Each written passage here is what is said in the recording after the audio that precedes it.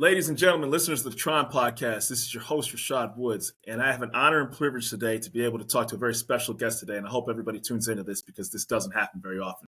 We have a retired Secret Service agent, author of the book, Tell Me Everything, Brad Beeler. Thank you very much. Appreciate the opportunity, Rashad. Thanks for having me on. Yeah, this is big time, because, I think, let me start off by saying the movies don't always match the reality. And so I'm sure you've heard that a dozen times. So first of all, what you can tell us, obviously, about your background, I'm really looking forward for you to tell your story. Yeah, absolutely. No, I appreciate it. Small town kid, went to college a little, in criminology. Yeah. I was blessed to be able to do an internship with the Secret Service. And there I saw the men and women were just an amazing, dedicated group that had a dual role mission. A lot of people don't understand we do investigations. That's how we were founded in 1865.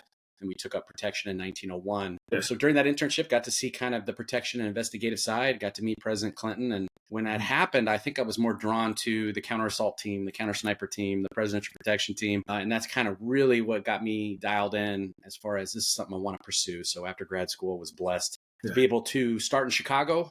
I got in polygraph in Chicago, and then did former President Bush as far as a protective detail. Got back to St. Louis, Columbia, South Carolina, here, there, and everywhere, but was honored to spend 17 of those 25 years as a polygraph examiner. So that's most of my experience with the Secret Service, in addition to protection. Well, I thought it was interesting when I researched about the Secret Service a long time ago, and I was looking up, more for you on a personal level, was that the Secret Service, to your point, didn't even exist until after like 2 or 3 presidents had been assassinated, right? And it took a while for them to actually establish that branch of the service because they were like, it's going to be military, it's going to be police. And then it kind of came, like you said, in 1901. I forgot the name of the president that got shot in the subway station at the time. The name eludes me, but that's when they finally decided. McKinley, yes, William McKinley. And that's when it finally decided that they had to take this more seriously to actually give service for the president. Yeah, so 1865, Abraham Lincoln, weeks before he's assassinated, actually gets with Alan Pinkerton and signs the Secret Service into law to stop counterfeiting because it was... Yes. Yep, and it wasn't till 3 presidents later, you're correct, and then Secret Service came into being in 1901. So 160-year history, roughly.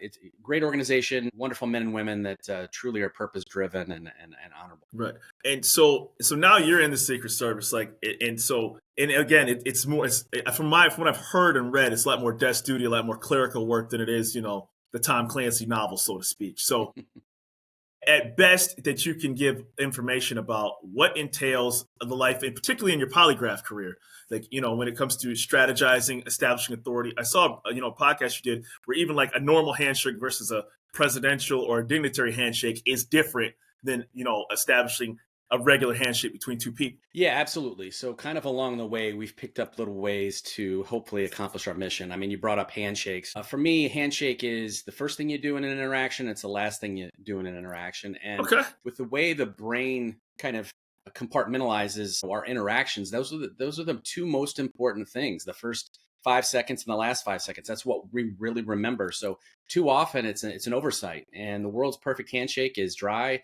It's warm. It's with eye contact. Yeah. One of the things I do is put antiperspirant on my hands when I know I'm going to have that, or I actually will, if I'm seated at a table, I will sit on my hand to warm it up and also get any moisture that's off of it, because people look at a wet handshake and they think, oh, this person's nervous. This person doesn't have their act together. So little hacks like that. And it's not a shake. It's truly just a hold. And it's while you're using their first name and also looking them in their eyes. And if you do that, that's a great hack for anybody in business, job interviews, whatever the case may be. But that was something that we would do both on the protection side, but also on the investigation side to try and hack that first impression to our benefit. Does it say something about somebody when they don't look you in your eyes when you shake their hand immediately? Yeah, some of that's generational, and some of it's based upon power dynamic. A lot of times applicants would be a little timid in that regard because, that's a big life event for them to come in for their polygraph. Right. Also, so many people nowadays, they grab their phones and they're so used to doing this that they don't look in the eyes. But that's something where we should be in about that 70% eye contact range, Rashad. Right. If you do that and have soft eyes, we don't come off as creepy. If we look like that, we come off creepy, right? So what I always suggest to people is imagine you had like duct tape on your forehead. Or you go get Botox, either way, but to where you have a soft eyes. And what I mean by that is the worst thing you can do when you meet people is give them that little furrowed brow. It's a big, cold, wet blanket on a conversation. So I like to give a quick eyebrow flash, use their preferred name. So if we were meeting, I'd say, hey, can I call you Rashad? Yeah, Your friends call you Rashad. Yeah. And then what I would do is I'd say, do you mind if I refer to you as that? I get the permission, because let's say you go by your middle name. That is a huge nails on the chalkboard if I get your first name wrong. Oh I my see gosh. that day and day, where my birth certificate's Bradley, but last time I was called Bradley was probably my mom when she was whooping me when I was 10, 11 years old, right? That's got a negative connotation to it. So, awesome. yeah, so I really want people to, use the first name appropriately. Soft eyes, 70% eye contact. Every once in a while, tilt the head over to the shoulder a little bit. That exposes the carotid. Ventrally fronted, meaning not guarded, not bladed with our body. That shows, hey, we trust you. We trust you to give you the vulnerable parts of our body. I'm trusting Rashad right now. And when I say eye contact, as far as is important, Rashad, you got to think of it this way. I have a camera right in the middle of my screen. All right. Where I can not only look like I'm looking you in the eyes by using that camera, but also I can see right now if you're tracking what I'm saying, meaning you're giving me a minimal encourager, you're making a minimal encourager statement like, okay, oh, I get it. Yeah. Whereas if I didn't have that and you furrowed your brow, I wouldn't understand that. So that's why eye contact and observation is so important, whether you're talking to a crowd, in a business meeting, or just even on a Zoom call where I'm looking in the eyes and I can see, do you understand what I'm saying? And do I need to clarify? Well, I think the hard part about sometimes doing these podcasts is I have to look right straight ahead, right? So as opposed to looking at me on the screen itself, right? And that matters, right? Because then after a while, when I started doing enough podcasts, I'm like, I wasn't actually staring into the camera and I didn't even know it, right? You just intrinsically look directly here. And meanwhile, I'm not giving my vertical look talking to Brad. And so, it's crazy that like in a 10, 15 second interaction, there's all these intricate details that are actually given just from a handshake. Cause you're not even, you don't even think of it. Right. And I have to, it's nuts. Yeah. So first impressions are the thing about first impressions is we go back hundreds of thousands of years ago. And that was about eyes and hands in that I use my eyesight to determine, is the person across from me going to hurt me? And I'm going to focus on their eyes and I'm going to focus on their face. And I'm going to focus on their hands, meaning do they have a weapon? Does their face look like has ill will towards me? For sure. That's the only good that a first impression has from the standpoint of personal safety. Too many times, though, people utilize that first impression and it can be taken advantage of, meaning there's people you've probably met, Rashad, over the years that they made a great first impression on you. And it turned out maybe they had ill will, or maybe, you know what?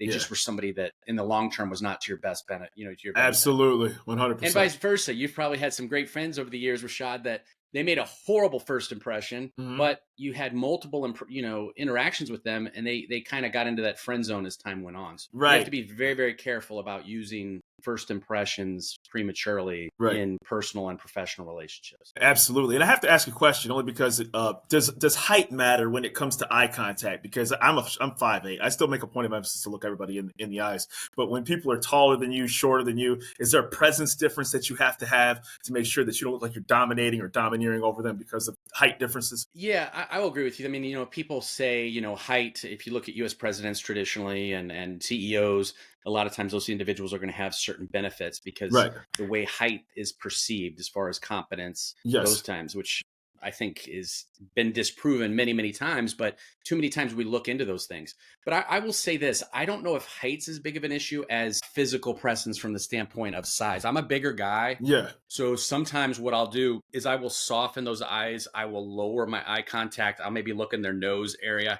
I don't want that intense because that can be part of an overall package where I might come across as a little overbearing. So I would say if you got somebody that's 6'5", 300 pounds, and they're staring right through you, they're going to look like a bouncer at the club. Yeah. And that's probably not what we're looking for. So the key for me with eye contact is, once again, those soft eyes, right? Is I want my eyebrows to almost keep that. Anytime they straighten out, that's always a bad thing for me when it comes to personal interactions. Got it.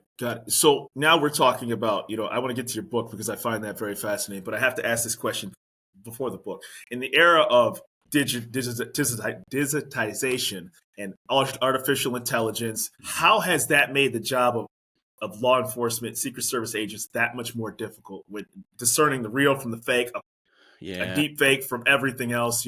How does that impact your job? or your former it's job? terrible. From when I was with the Secret Service, you'd see that with threat cases. You would see that with the way things could be anonymized, made it difficult to follow through on investigation. A lot of my investigations, especially with polygraph, were with child exploitation, child sexual abuse imagery, and AI has had a dramatic impact upon that. And so it's made, once again, the challenges of law enforcement, which sometimes we're not the most tech savvy, to really stay on the cutting edge of that type of new technology. So we have to realize, how do we leverage that? So think of it this way. When I look for the perfect way to communicate, Rashad, I'm trying to emulate what like a social media reel is doing. So what I mean by that is, if I go into your social media profile before we interact and I find out your likes, your interests, favorite sports teams, I am trying to create a almost, once again, social media reel that's you're most likely to interact with and not swipe left or swipe right on.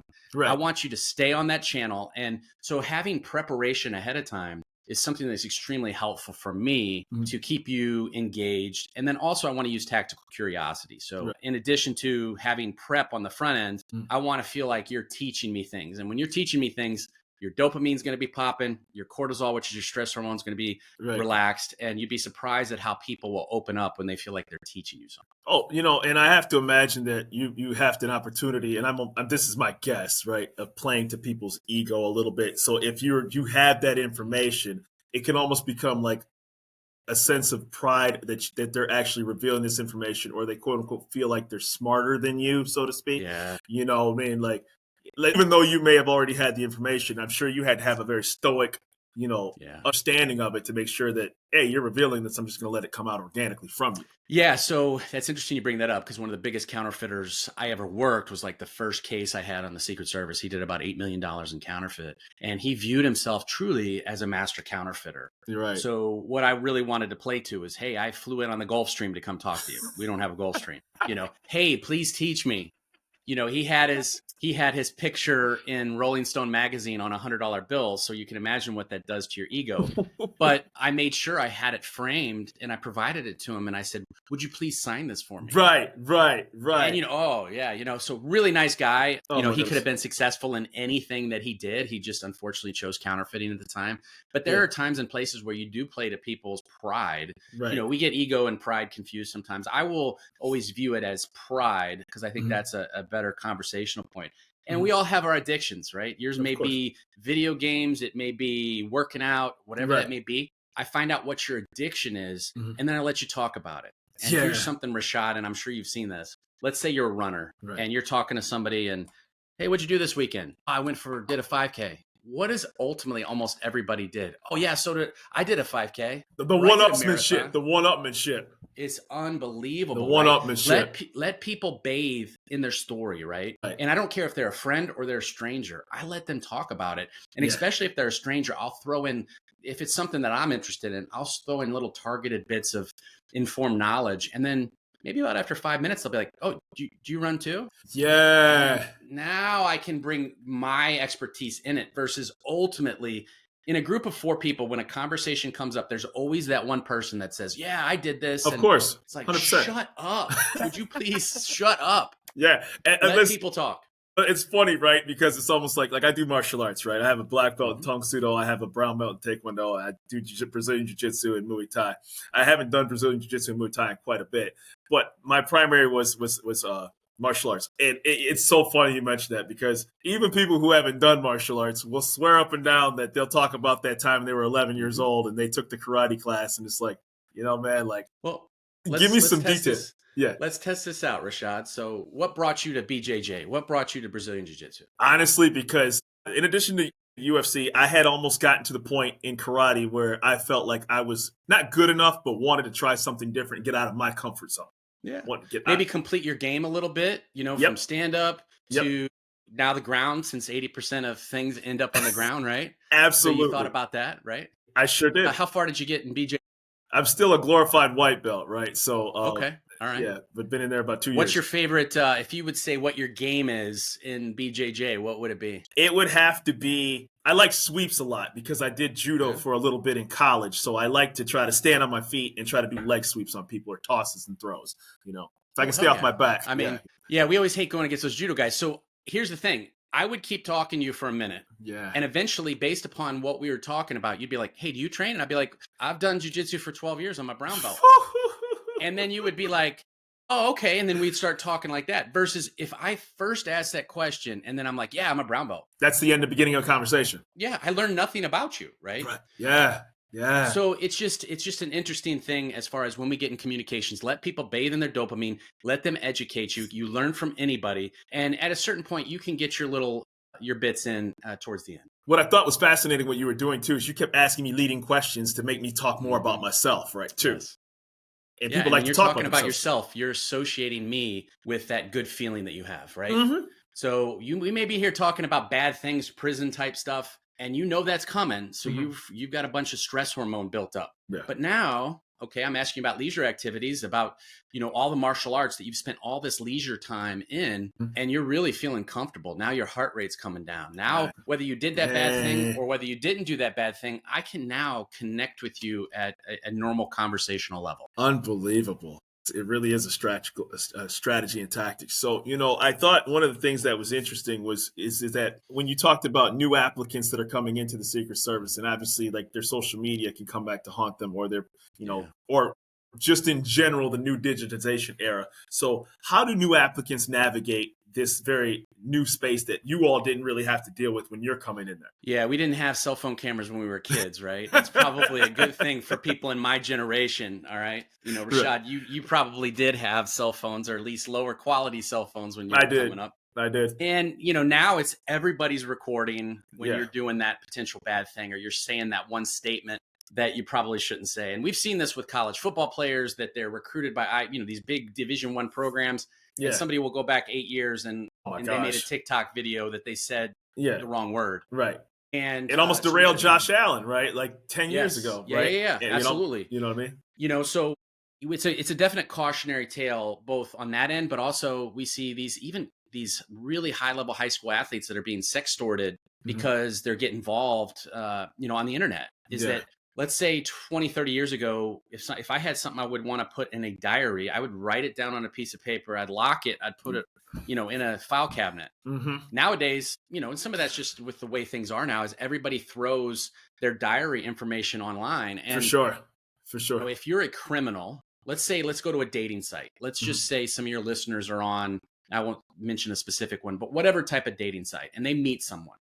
Well, if I can find out what your actual name is or what your social media handles are before we meet, imagine what people could do to weaponize that information against ill will. Meaning they could come off like the ultimate Prince Charming. Of course. And as you're sitting down having drinks or you're having dinner, they're hitting upon every one of those dopamine hits that you've put on the internet that you like, or worse yet, they can avoid what you hate. Correct. And so now they've created this perfect stream of information that you are most likely to interact with. And that can be really utilized, not just on the dating scene, but we see a lot of people get scammed online, where we see, they become friends with you on Facebook, and before you know it, they get all the other informations from the internet. And then they approach you and you become in a virtual relationship, and the next thing you know, $500,000 is gone from your retirement. Right. So you got to be really, really careful about what you put out there. Right. 20, 30 years ago, as I said, we'd just go talk to neighbors, and neighbors didn't usually say a lot. Oh, he was a nice kid. Yeah. But now you're giving it to us as a freebie as far as what you've done along that time frame. And you may think that you're getting rid of it, but it's somewhere. All right. So absolutely, it's readily available. I have a friend who's a customs border agent. I remember getting the phone call. It took him a year just to become in the customs, and I remember getting the phone call. We were dorm mates, and it was crazy because the details they asked me had to be so specific of where he was in the dorm, and then the question that got asked was, would he ever betray the United States of America? And I'm like, listen, I went to college with this guy, and like, you're not even, for a civilian to process that question for that level of government, it's like a hard thing to even like kind of like get your mind warped around that I'm being asked this question, right? Yeah. So, very intensive. I know in my former organization with the Secret Service, we would have a very intense background check, but most of the information we got was from a polygraph session. There are polygraph people that love it 100%, hate it 100%, and then there's all shades in the middle. I will say this, if any of your listeners are going to take a polygraph, especially if it's an applicant polygraph, be 100% honest when you fill out that application. Okay. Because all the questions you're going to be asked are based upon what you provide on that application. So if you're honest there, it's going to make for a much shorter day. Got it. Don't jump on the internet. Don't type in how to pass a polygraph, because it's not going to be useful information you're going to come across. All right. You're going to come across some very bad information. And trust me, these polygraph examiners have seen what is on the internet. Of course. It's going to be a problem for you, unfortunately, is that don't take that TikTok advice when it comes to how to pass a polygraph. Be honest on your application. Yeah. Get a good night's sleep. Get something to eat in the morning. Yeah. Bare your soul, and chances are you're going to have a positive outcome. That's fantastic. And like I said, I mean, you see it in the movies, and then, now here's my question. And if you can't share it, that's fine. How accurate is it from somebody's nervousness of being actually polygraphed versus they truly didn't disclose something and there's more there than what they gave? Yeah. So let me hit this 2 specific questions I usually get asked about polygraph. Okay. Good. So in the Secret Service, when we would travel to another city, if we flew, we had to stop by and talk to the pilot. We would talk to the pilot. We'd say, hey, I'm Agent so-and-so. I'm traveling here. And typically they'd be like, what are you doing in the Secret Service? Oh, I'm a polygraph examiner. Polygraph? Man, I thought those things didn't work. And I thought, you could beat it. And I said, okay. Well, I said, Captain, I said, a bunch of people are getting on this plane that just went through TSA security. They just went through a magnetometer. If that magnetometer didn't work, do you think TSA would still use it? And I said, polygraph for us is our magnetometer. All right. Yeah. If it didn't work, CIA, Secret Service, FBI wouldn't use it. There's obviously wives' tales out there. It's not perfect. Yeah. It needs to be used in the right set of circumstances at the right time with the right person. Yeah. But I said that is as far as accuracy levels, right? Right. For instance, let's say it's a mammogram level of accuracy, 88, 90% accuracy. Okay, it's not 100%. Would we want to stop doing mammograms? Right. No, my wife's a perfect example of that. She had a mammogram that came up that showed something. Yeah. She went and got additional tests. It identified the cancer early. Beautiful. So she was able to get chemotherapy and be a survivor as a result. So it needs to be part of an overall screening process. So that would be the first thing I would say. Okay. The next thing I would say, Rashad, is when it comes to countermeasures, because I hear that term all the time. Something will be posted on my Instagram or something, and people will be like, I beat a polygraph. It's easy to beat a polygraph. And I'm like, okay, all right. if you say, right. And you're coming to the source. They're coming to you, right? We're not going to ever, as a federal polygraph examiner, we would never get out there and post online, guess what this knucklehead did? I gotcha. You're never seeing the failed cases, right? But what I would tell the pilot in that interaction is I would say, look, if somebody read a flight manual on how to fly a 747, they knew everything about it. They studied this one manual for years, but they never got in the cockpit. Doesn't matter. The day that they were ready and they got in the cockpit and they're like, I know how to fly a 747, meaning they know everything about polygraph. The problem is, what they were taught on how to influence it positively or negatively, put a tack in your shoe, do this, do that. They don't see, let's just say as you're flying that plane, all the instrumentation goes out. Correct. And then it's pitch black. So you don't know what your throttle is doing, what your pulling back on the stick is doing. You don't see how that input is affecting the way that the plane is flying. And that's the problem. You do whatever you want on this side of the computer. You don't see what you're producing on this side. And when the polygraph examiner is used to see normal physiology, they see abnormal physiology. That's no bueno. It's kind of like with the martial arts analogy, right? You can only fake it for so long before they find out what you don't know. Right? Hey, the mats don't lie. No, God, no. Well, what's funny about that, just briefly, I'm sorry, I cut you off. Go ahead. I was just going to say. No, the mats don't lie. You're right. You can say you're this, that, and the other, and you trained and you did this. There's that big controversy right now out there with Moneyberg with getting his black belt in 3.5 years in Brazilian Jiu-Jitsu. And it's like, if you were a true black belt, I want to see you in IBBJF. I want to see you in a competition, right? Oh, my. Yeah, no doubt. And like, what's funny is coming from karate, even when I was coming into BJJ, right?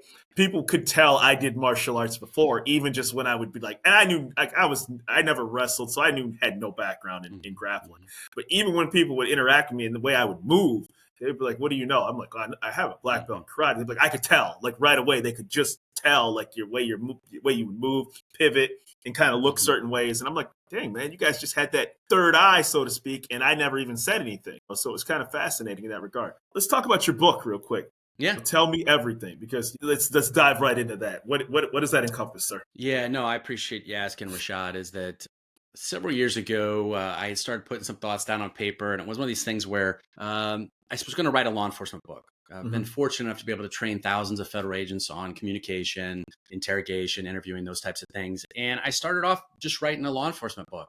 But the more and more I started writing, and the more and more had a really good support group that was reading it for me, they said, you know what, this is a communication book. A teacher, Nice. parent, business owner is going to be able to benefit from making a good first impression, using all your senses in conversation, lowering your own anxiety and the anxiety of the person you're talking to, picking the right time, the right place to have a communication, active listening, detecting deception. And then when somebody's not honest with you, getting them to open up with you. So those are all the kind of principles in the book that we lay out. And I do overlay it with a lot of the cases that I've worked over the years that try to highlight some of those points. Right. But as we went along, I was blessed to have a great editor, and Simon & Schuster picked it up for distribution. And wow, 5 months from now, it's coming out, and I, just trying to get the pre-orders up now as much as possible. Once again, I appreciate you asking, and it's been a fun journey going through this. Well, you know what it is that like you guys are like, I think sometimes the Secret Service doesn't seem like human, right? Like, and I say that respect, right? Like, and people have these misconceptions that I have to ask this question, that we're being spied on or we're being watched all the time, and that, your Ring camera is, obviously there are things that you have to be cognizant of, but for intents and purposes, like the Secret Service isn't going to just suddenly decide to knock on Rashad Woods' door for the sake of You're good. Yeah, you're good, Rashad. There's conspiracies out there, and media has lost faith with a lot of sides. And, the one thing about the Secret Service is we protect all different sides of the political spectrum. When foreign heads of state come into the United States, we protect their world leaders. So over the 25 years, I protected communists, libertarians, Republicans, Democrats, socialists. Right. And you see that people are people, right? But the problem we have in society today is we tend to get our information from one source, whatever that source may be. Exactly. We stay in that echo chamber. Yeah. And a lot of times you never even hear the arguments from the other side because anything they say, they're wrong, right? Right. So that's one thing that polygraph protection really taught me at the Secret Service, is trying to be apolitical, trying to get your information from a true non-biased source, right? And the one thing that I've tried with this show more than anything else is like, I don't know if you've seen any previous episodes, but I never tried to make this a political show. If somebody has a perspective that was shaped, like you protect the president of a Republican, you protect the president who's a Democrat, to the point. But I'm never going to be that show where it's like, tell me how this other side sucks. Tell me why your experience was bad from this. Because the key to this show is that pathways are built in different ways, and you're shaped and molded from different perspectives. And to your point, that echo chamber, it's like I could think the karate could be the greatest martial arts in the world, but it means jack crap if I get my limbs taken away. So I owed it to see what something else could function and be functionality wise. Right. Yeah, it's interesting to bring that point up, because I compare in my book communication and everybody thinking that this is the best way to do an interview or this is the best way to approach someone.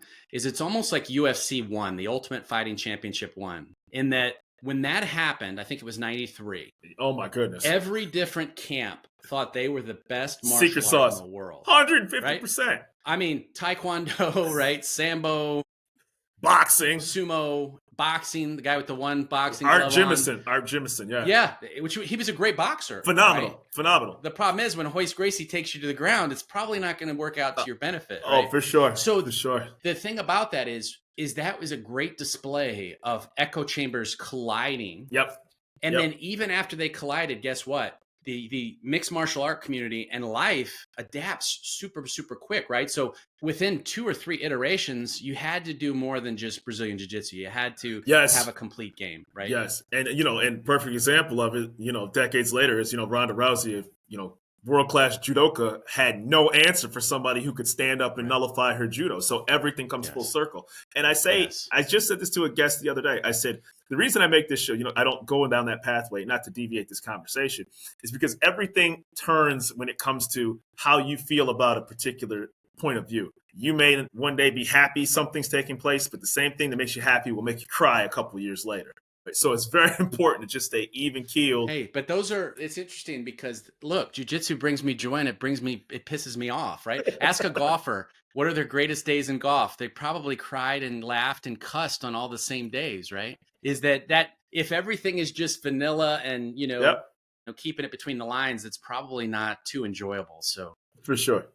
That's interesting you bring that up because jiu-jitsu has brought a lot of pain and anger to me, but it's also brought a lot of joy. Yeah, it definitely did. So, and I haven't made it nearly as far as you have, but I've had blessed with the opportunity to train some really great people. So what tidbits can people leave from this conversation? Because like I said, 30 minutes, 25 minutes is not a justice to what you've actually accomplished when it comes to, being a police officer, being a Secret Service agent, now an author, and also a speaker as well, too. I want to touch on that, too, because you also, give lessons and speeches and have dived into, from my understanding, consulting as well, too. Yeah, no, I appreciate that. I would just say, overarching theme, be curious, not judgmental. Mm-hmm. It's a nice Ted Lasso theme that he falsely attributed to Walt Whitman.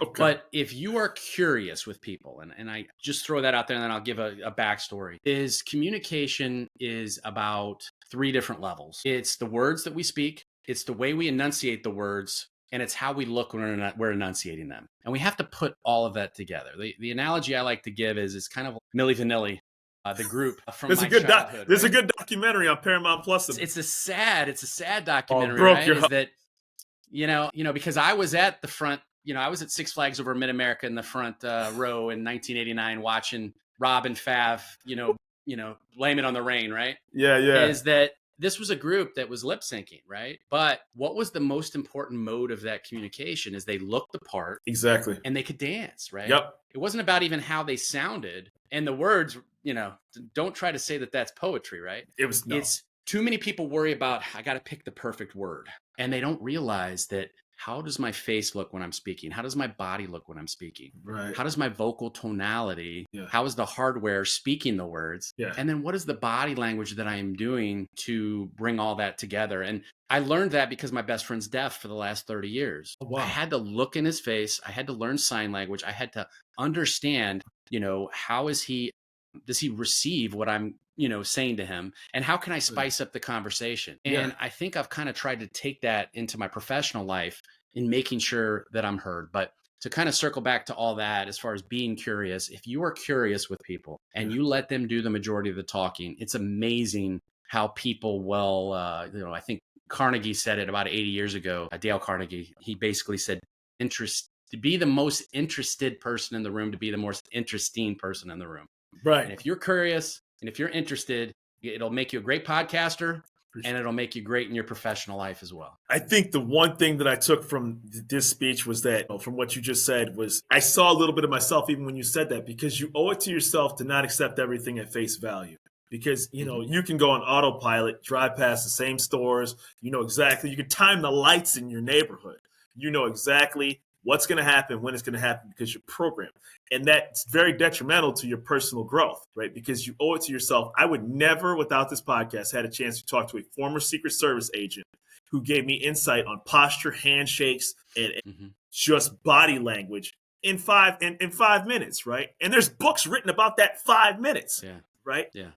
No, you're getting the distilled version from every guest that you talk to, right? And you're probably getting an SME, a subject matter expert. Yeah. So you're doing this. If you're doing this on Sundays, and maybe you're getting 3 or 4 interviews a Sunday, think about how you're leveling up your own game. Oh my goodness. And if the listeners, like, you look at some of these big podcasters and you sit there and you think, who does Joe Rogan get to talk to every single day? Oh my gosh, man. Right? Oh, right. Who does Stephen Bartlett on Diary of a CEO get to talk to every single day? People pay hundreds of thousands of dollars to sit down with. And now I can ask him any question I want to ask. So that's an amazing forum for you to be able to do. And the fact that you are, once again, not in that mode of, too many people get in that mode. It's almost like you're driving home from work and you can't even remember how you got home because you're just so out of it. Yeah. You got to stay curious. You got to stay non-judgmental. Absolutely. I talk to child molesters and some of the worst people on the planet, and I don't judge them. My eyes look just like they look with you right now, is because anytime you people down non-verbally or through judgment, it'd be like in the Catholic faith. If somebody walked into a